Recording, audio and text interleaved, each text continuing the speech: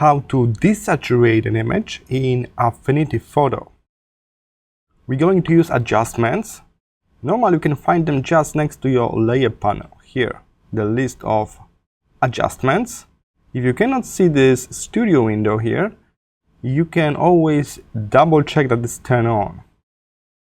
Head to window at the top and be sure your adjustments are on. Little check mark next to them.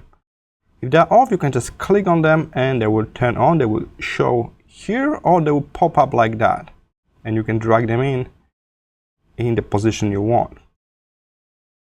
Alright, so in our case, we're going to start with this one over here from the very top. HSL. S stands for saturation. They got presets. We don't need any preset. Even there's like one called desaturation. We just click default. So we can now manually play with those three sliders. As I mentioned, the one in the middle, the one with S, is saturation. So if you drop that, let's say 50%, now our saturation is decreased. Of course, if you go all the way down, you will end up with grayscale, black and white image. But what if you want to desaturate only certain color? Take a look. We can pick a spectrum of colors we're working with. By default, it's whole spectrum, but I can switch to red colors. Take a look. Now it's marked here in the spectrum, and you can actually control this. You can narrow this down, make it a bit smaller spectrum than default. So that's nice. And now I can desaturate only reds. Take a look, and I got this pink shade left. Let's increase my spectrum. And now it's gone. Alright, so don't be afraid of playing with the spectrum as well. Okay, let's jump straight to greens. And the same thing, you can now increase saturation going right or decrease going left. And again, I got still this like yellow shade of green, so I'll increase the spectrum on that side. Alright, nice. And I selectively desaturate green and red. I still got my blue, my violet and yellow. So that's how you can do it. And of course, there's also a dedicated adjustment called black and white.